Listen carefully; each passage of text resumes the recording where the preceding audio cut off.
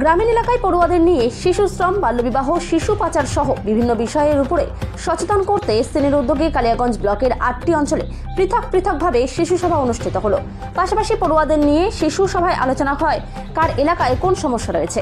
সেখানে উঠে আসে কোথায় অঙ্গনারীর সময় সেন্টারের পরিকাঠামোগত উন্নয়ন, কোথাও রাস্তা, আবার কোথাও হেলথ সেন্টারের উন্নতিকরণ সহ বিভিন্ন সমস্যা নিজ নিজ পঞ্চায়েত সমিতিতে লিখিতভাবে আবেদন করে সমস্যা সমাধানের জন্য আজ সিনির জেলা কোঅর্ডিনেটর মানসী সরকারের নেতৃত্বে পড়ুয়ারা কালিয়াগঞ্জ পঞ্চায়েত সমিতিতে এসে পঞ্চায়েত সমিতির সভাপতি হিরণময় সরকারের সাথে সাক্ষাৎ করে তাদের দাবিপত্র তুলে দেওয়া হয়।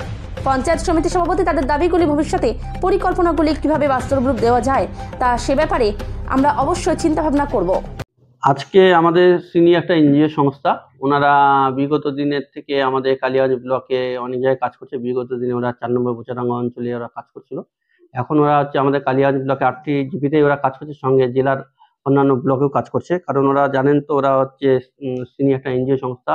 ওনারা সাধারণত যারা বাচ্চাদেরকে নিয়ে বেশি কাজ করে, মানে বাল্যবিবাহ থেকে শিশু শ্রম থেকে এই সমস্ত জিনিসের উপরে কাজ করে। ওরা আজকে আমাদের বোচাডাঙ্গা সহ কালিয়াগঞ্জ ব্লকের 8টি অঞ্চল নিয়ে ওনারা ওই একটা ক্যাম্প করেছিলেন। সেই ক্যাম্পে থেকে কিছু প্রজেক্ট আমাদের কালিয়াগঞ্জ পঞ্চায়েত সমিতিতে দিয়ে গেলেন।